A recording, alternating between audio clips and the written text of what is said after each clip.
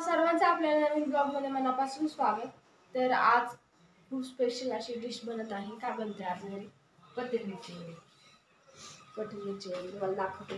हे बघा, गरम तर नाही ना? तर आता ही बनल्यावर खूप सुंदर दिसेल आणि खायलाही सुंदर लागेल.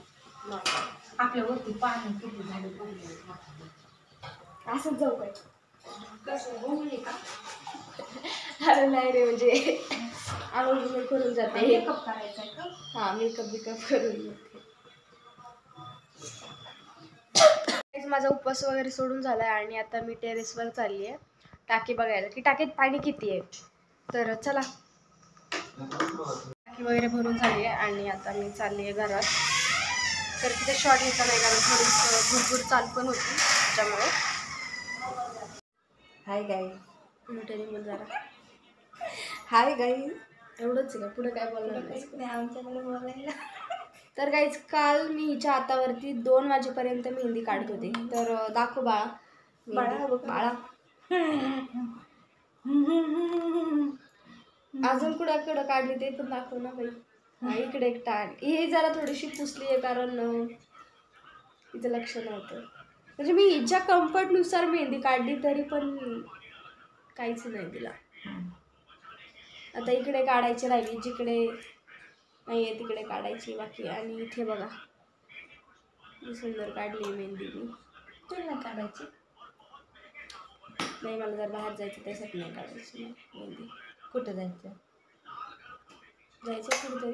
कुठं? मस्त अरे मसनात जायचंय मला. बस बस, खूप प्रेम झालं आमच्यावरती. जायचं. चल काढू का मेहंदी? तर चला गाईज, हिच्या हातावरती आता आपण जो हात पेंडिंग त्याच्यावरती मेहंदी काढूया. सोफ्यावरती कम्फर्टेबल नव्हतं मेहंदी काढायला म्हणून आम्ही आता खाली बसलोय. तर थोडीशी मेहंदी काढून झाली पण मेहंदीच्या कोणाचा एक थोडासा प्रॉब्लेम होतोय. मी तुम्हाला जस्ट दाखवते. बघा काय होतंय, तुम्हाला दिसतंय का नाही माहित नाही. अरे मम्मी 2 मिनटं यार, थांब यार तू. हे बघा म्हणजे काय होतंय, मधनं जसं कोण काय होतंय मम्मी त्याला सांगता याय नाही. म्हणजे असं मधनंच अचानकच जास्त मेहंदी येते, मधनंच येत नाही आहे, असं प्रॉब्लेम व्हायला लागला आता शेवटी या मेहंदीचा. असा आहे प्रॉब्लेम. जिने मेहंदी एवढी सुंदर काढलेली विस्कटवली. काय यार तू, होत असतेच. तर गाईज, आत्ता जस्ट झोपेतून उठलेत कारण डोकं खूप दुखत होतं म्हणून मी थोडा वेळ झोपले होते. तर आज खूप सुंदर असं मम्मी जेवण बनवणार आहे. तर मम्मीला विचारूया आपण काय बनवणार आहे. मम्मी काय बनवणार आहे? पुरणपोळी. तर आपल्या आवडतीचीच गोष्ट आहे त्यामुळे आपण एन्जॉय करणार आहोत पुरणपोळीला. आणि हे सगळ्यांच्या घरात असणार आहे असं, त्याच्यामुळे प्लीज इग्नोर. चला, कितीतरी दिवसाचे कपडे वाळलेले आहेत आणि आता हे आपण ठेवून देऊयात. गाईज, आता माझी एक मीटिंग आहे आणि मी हळू बोलण्याचं कारण म्हणजे हर्ष अभ्यास करतो त्यामुळे मी मोठ्याने बोलू शकत नाही. आणि त्याला सर्दी पण झाली त्याच्यामुळे थोडंसं डोकं दुखतंय. तर मीटिंग झाल्यावर तेच सांगेल की मी कशाची मीटिंग होती, आता नाही सांगू शकत. आणि हे बघा हर्ष ते अभ्यास करतात. तर चला, वगैरे झालेली आहे आणि आता मी लगेच चेस खेळायला बसली कारण हर्ष माझ्या पाठीमागे लागला होता म्हणून मला बसायला भाग पडलं. नाहीतर तसंही डोकं खूप दुखतंय आणि जड पडलंय कारण सर्दीमुळं थोडंसं येतंय. तर हे बघा, तर त्याची अशी इच्छा होती की चेसमध्ये, ठीक आहे मी मला सांगते, त्याची अशी इच्छा होती की हत्ती माझा उडवावा, पण त्याला अंदाज नव्हता की माझी नानी तिथेच आहे. आणि कशाने उडवणार होता? राणी. म्हणजे काटाने काटाच काढणार होते मी.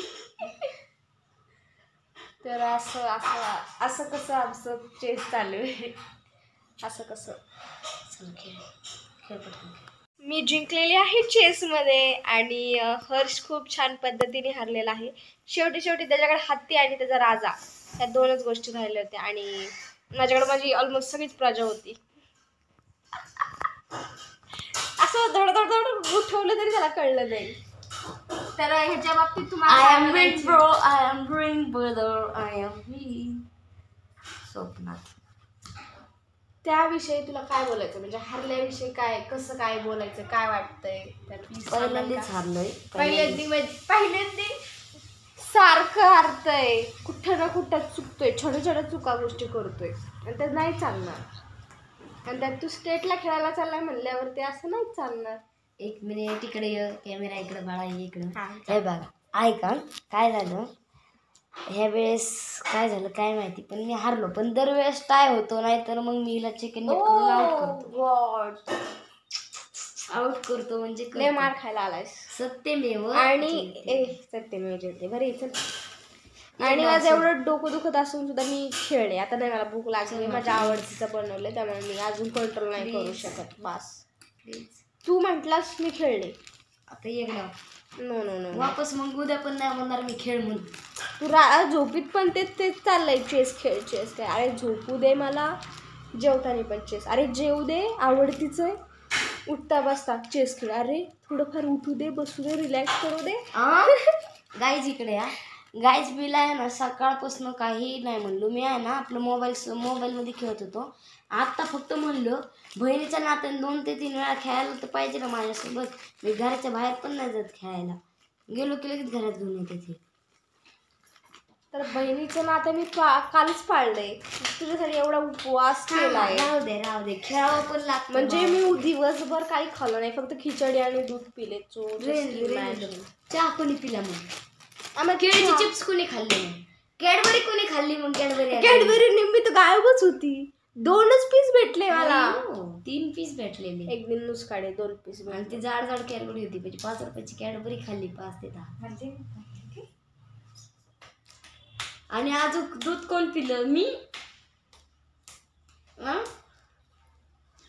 मी सांगितलं ना दूध पिलंय म्हणून. असं काय करतो मूर्खाचा? खिचडी खाल्ली, अजून परोठा खाल्ला, दही. परोठा का तुझ्या पप्पाने खाल्ला होता का उपवासाच्या टायमिंगला? हा बरोबर, मी खाल्ला. अजून अगली बार नहीं हारूंगा, ये मोदी सरकार का काय येड्यापात सारखं बोलतोय. मोदी कुठून आलाय आता ह्याच्यात? मोदी बोल रहा हर्ष का वाद है. नंदू हर्ष का तर काही चला आता जेवताना भेटूया, कारण जेवायला खूप सुंदर असं बेत आहे. मम्मी एकदा खेळायला सांग. तर गाईस तुम्हाला मी मेनू दाखवते. खूप सुंदर आहे. मी तुम्हाला मगाशी सांगितलं की पुरणपोळी आहेत, मी तुम्हाला दाखवते. फक्त गुळवणी मिसिंग आहे, बाकी सगळे आहे बघा. ह्याला काय म्हणतात ग? आमटी ना? हा, आमटी, भात, पुरणपोळी, पापड आणि भजी. तर असं एक सिम्पलसा असं आपलं जेवण आहे आणि खूप सुंदर आहे. गुड मॉर्निंग गाईस. तर आत्ता मी सकाळ आली टेरेसवरती टाकी भरायला. तर तुम्हाला मी झाडं दाखवते, खूप सुंदर झालेत काही आपली झाडं. आणि आळूची पानं पण खूप आली आहेत. तर येईल मी परत कधी घ्यायला. आणि हे बघा मिरच्याही आलेत. आणि हे लास्ट टाइम जे मी पुदिन्याचं लावलं होतं का, त्याला थोडंसं पुदिना पण यायला लागलाय बघा. तिकडे सुद्धा लावलंय, तर तिकडे सुद्धा थोडासा पुदिना आलाय. हे बघा, हे जे दिसतंय ते. तर खूप छान असं वातावरण झालंय, त्याच्यामुळे खाली जायचं मनच करत नाही, पण जायला लागेल कारण टाकी भरत आली. हे बघा आपली टाकी भरली आहे, त्याच्यामुळे आपल्याला खाली जायला लागेल पटकन.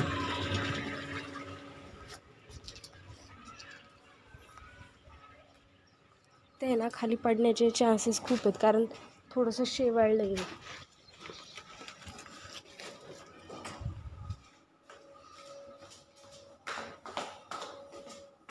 खाली आल्यावरती मला एक काय दिसलं, बेडूक दिसलं, बेडकाचं पिल्लू दिसलं.